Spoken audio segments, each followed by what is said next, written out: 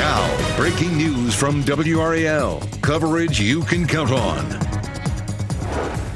And breaking news in the last half hour, crews were able to restore power to thousands of people in Raleigh after an overnight outage. What we have learned about what happened from the WRAL Breaking News Tracker. And last night's rain is on its way out, but our next weather maker is some intense heat headed our way. I'll show you what to expect. Synthetic hemp ban. Today, the next step in the push to make certain THC drinks and gummies illegal. Good morning, everyone. Thanks for joining us at 6 o'clock. And we just had to show you this live look from our tower cam as the sun's just trying to peek through the clouds there. A pretty sunrise if it can break through the clouds. I'm Renee Chu. I'm Jeff Hogan. Thanks for making us part of your routine. And yeah, we'd love to see that breakthrough. Give us a little break from what happened overnight. It's a wet start.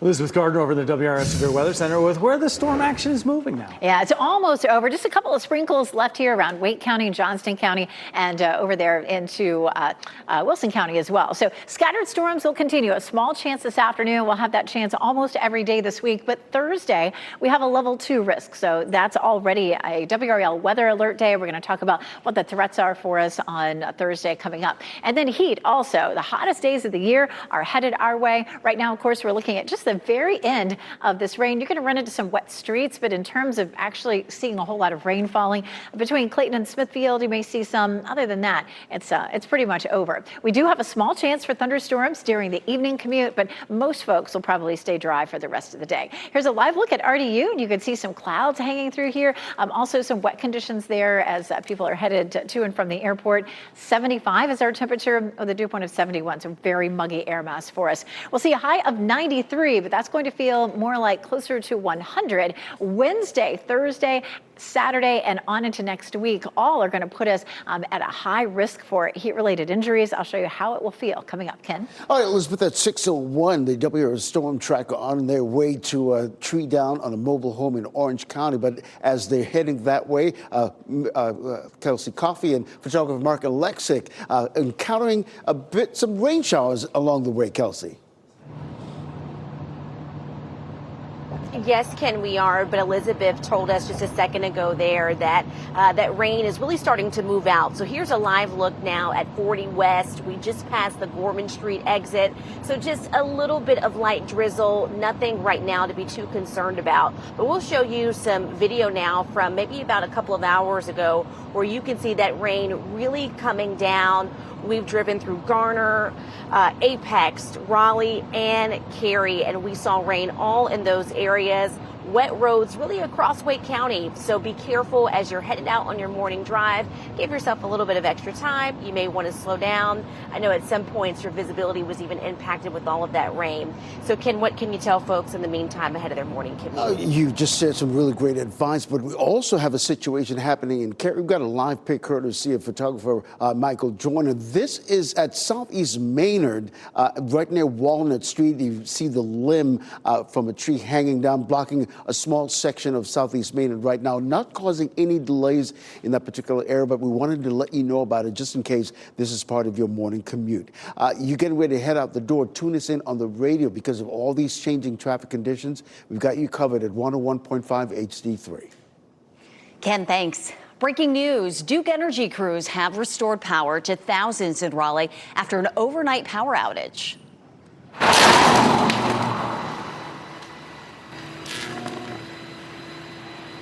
You can see and hear the pops from that transformer as crews work to fix the outage. More than 2,000 homes in the area of Durley Road, lost power around 1:30 this morning.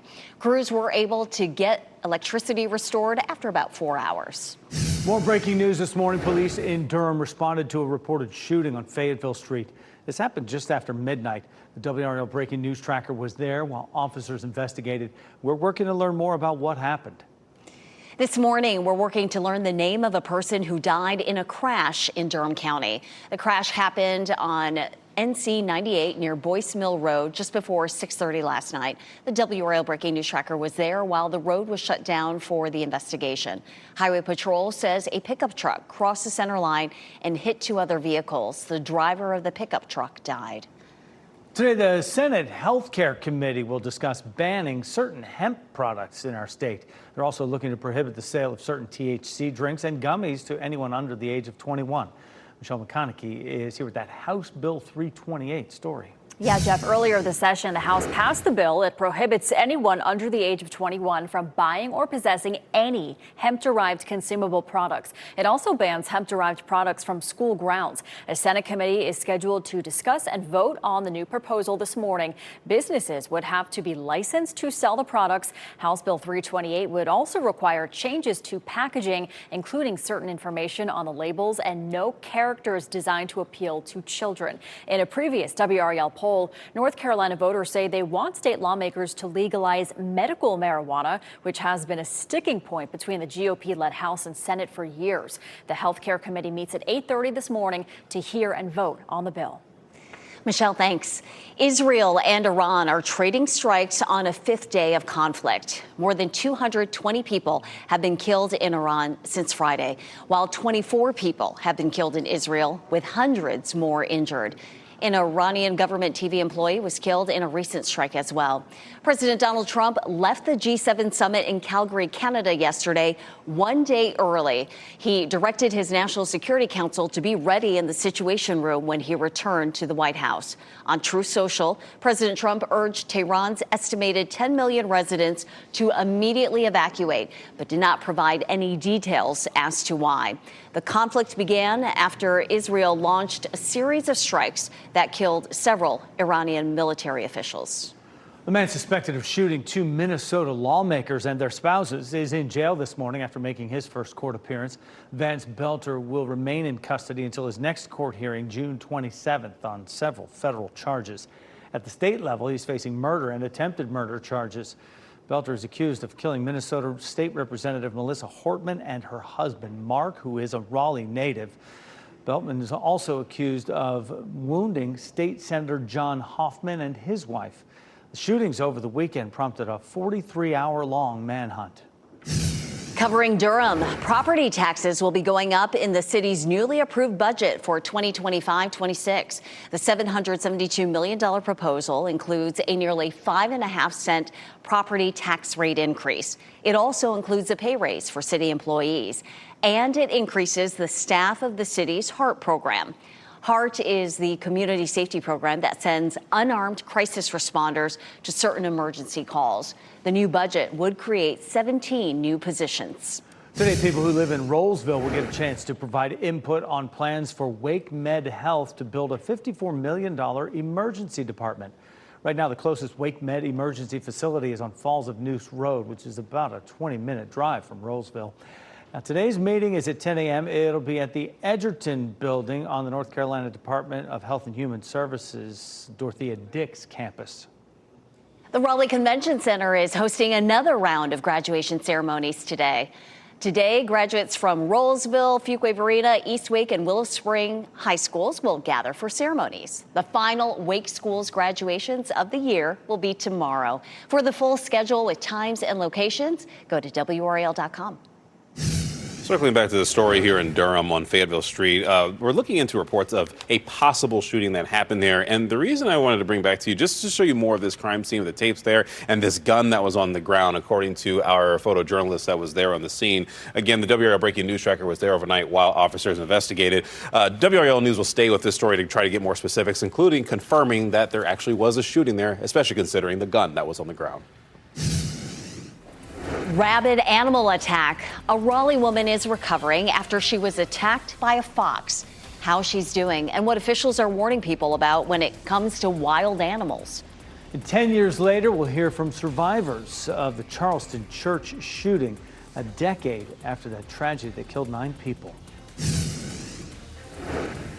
And the rain's pretty much over. Of course, a beautiful sunrise here happening at Carr Lake. That sunshine this afternoon, though, is going to make it feel very hot. I'll have the heat index going forward.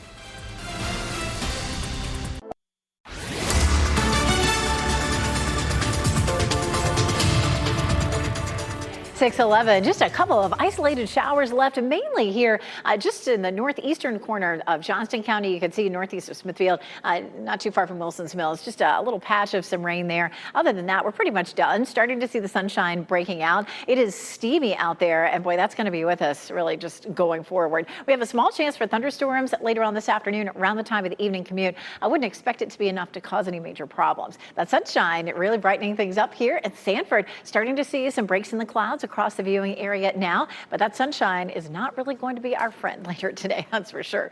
Right now, our temperatures are in the low to mid 70s, 70 Roxborough, 72 in Garner, 74 in Goldsboro. But our high this afternoon climbs up into the low 90s. It'll feel more like triple digits today. Hottest temperatures so far this year coming up. I'll show you when, Ken. All right, happening now in the WRAL Traffic Center. We just got reports of this crash on I-40 eastbound. It's right there, South Saunders Street. So we'll take you out courtesy of a live cam network and show you that these are the eastbound lanes coming toward us. And we can't see the crash in this particular shot, but clearly it's not affecting traffic in any way. But just so you know, there's a crash there on I-40 eastbound in South Saunders. So just be mindful of that. If you're coming in on I-40 westbound, maybe you're coming in from Johnston County, that's southern loop of the Beltline, Wade Avenue, all delay free at this hour. And of course, Jeff, I'll have another update on the morning commute in less than 5 minutes. Right here waiting for you, Ken. Thank you for that. A Raleigh woman is recovering after an encounter with a rabid fox during her morning walk.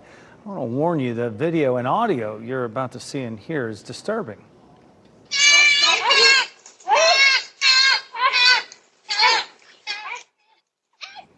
That is doorbell footage. Doesn't show much, but you can hear the moments of that attack across the street.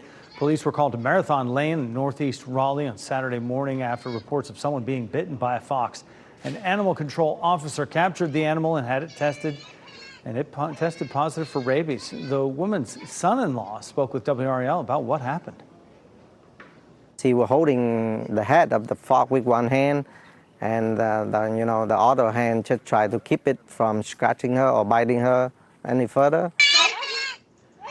Dr. Tara Harrison with NC State's College of Veterinary Medicine tells WRAL people who are bitten by a wild animal should get to a doctor within 24 hours of that happening. And Wake County health leaders also provided a list of recommendations to help minimize the risk of rabies. Some of those include avoiding animals you don't know, making sure your pets are up to date on rabies vaccines, not leaving food out for unknown animals, and securing outdoor trash in a can with a tight-fitting lid.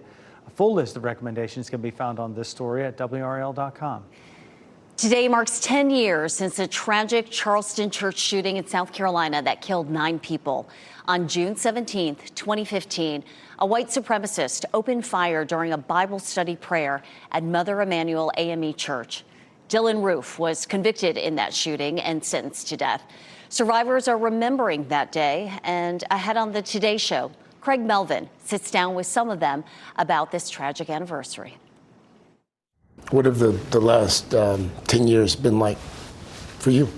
Just trying to keep my life normal, especially because it had happened at such a young age. It is so hard to kind of like go through your life and not just let this tear me down for the rest of my life. I have so much that I have to live for my mom and for my dad. So just trying to keep his legacy alive.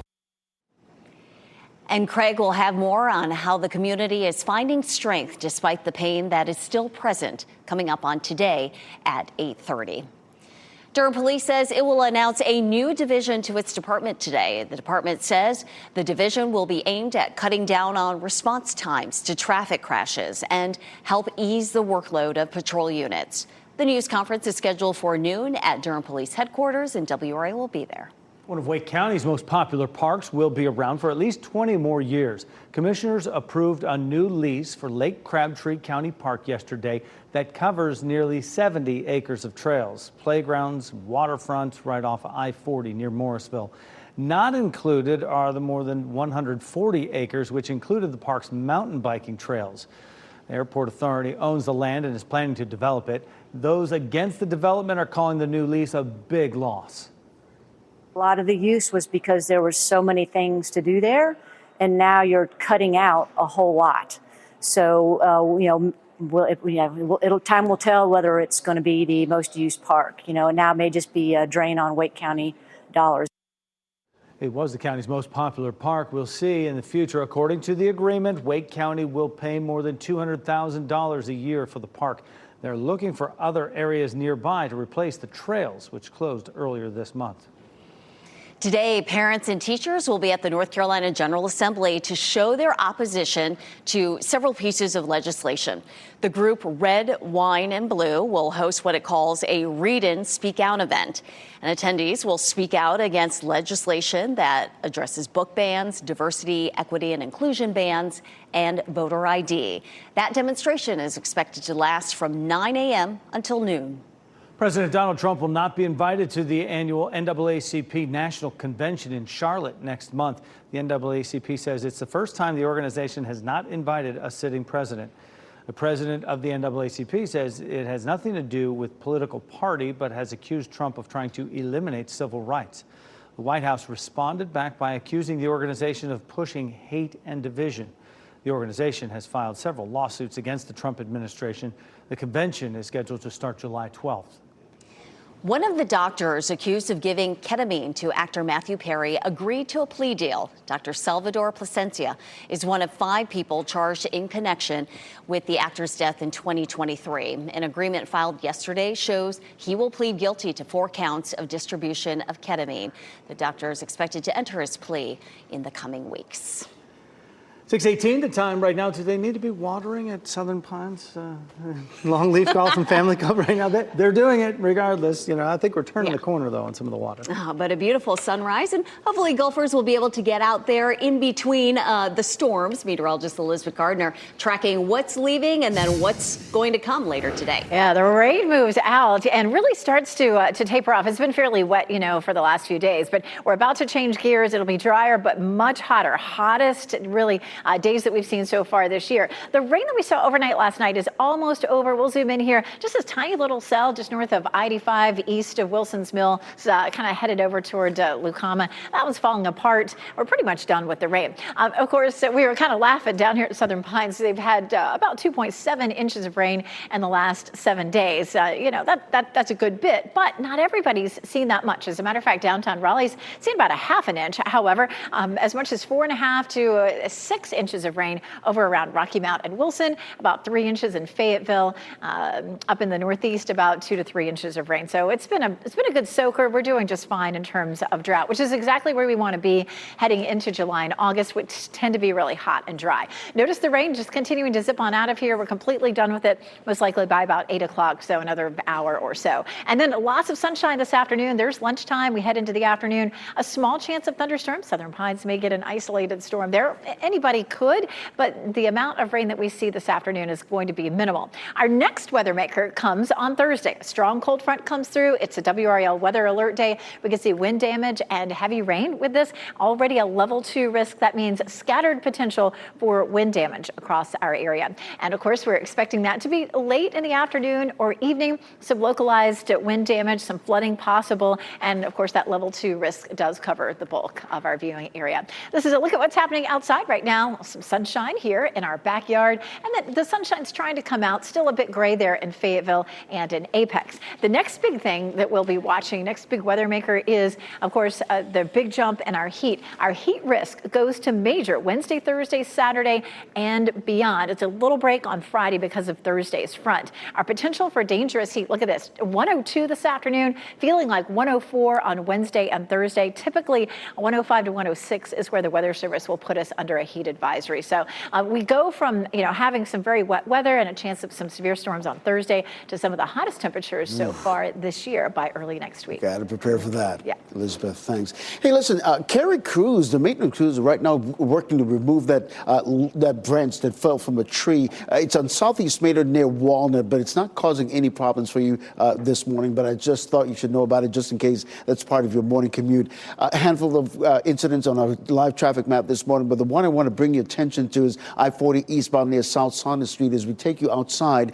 these are the eastbound lanes coming toward us as we look live, courtesy of our live cam network. But you can't see the crash on this camera, but clearly it's not affecting your morning commute if you're heading eastbound. If you're heading westbound on I-40, you're coming in from Johnston County, maybe the southern loop of the Beltline, even Wade Avenue, all delay-free at this hour. You're getting ready to head out the door. Tune us in on the radio, 101.5 HD3.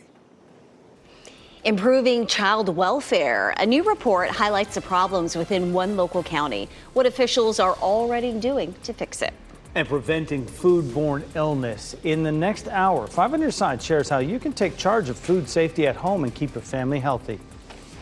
And ahead on the Today Show, golfer J.J. Spaun joins the show fresh off his victory at the U.S. Open. Hear what he has to say about his career-defining moment.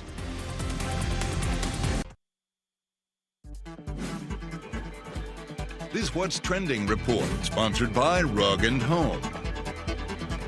A reboot of a comedy classic hitting theaters this summer and a superstar's return to the mound. Ken Smith here now with What's Trending on our Tuesday, Ken. Oh, yeah, let's start with that classic, right? We're getting a look at Liam Neeson and Pamela Anderson in the newest trailer for The Naked Gun, a reboot of the 1988 hit comedy movie. Well, Neeson will play Frank Drebin Jr., the son of the detective, famously played by Leslie Nielsen in the original film. That movie will hit theaters in August. Fantastic. And this will introduce a whole new generation to Naked Gun humor. Oh, and it's a special kind of humor, isn't it? Oh, slapstick as it gets, for sure. I think Liam Neeson will pull it off. I think so, too. He's great. He's usually playing a strong man, but now he's all right, I see it. Hey, baseball superstar Shohei Ohtani made a return to the mound last night for the first time in nearly 2 years. He's not been able to take the mound due to multiple elbow and shoulder surgeries. He's been able to hit during that time, though, and was the 2024 MVP. Ohtani allowed 1 run in 1 inning in his outing Monday night. Yeah, threw a 97-mile-an-hour fastball through 28 pitches total, so he was obviously on a pitch count there. Yeah. He gave up that run, but then he knocked in 2 runs at the plate, so he made up for it quickly. He's just a super player. Dodgers get the win. Ken, thank you. We're following breaking news. Within the last half hour, crews were able to restore power to thousands in Raleigh after an overnight outage. What we've learned about what happened from the WRAL Breaking News Tracker. And as we get through the week, our heat begins to build with a big ridge of high pressure. The hottest air that we've seen so far this season. I'll show you what it will feel like with the heat index.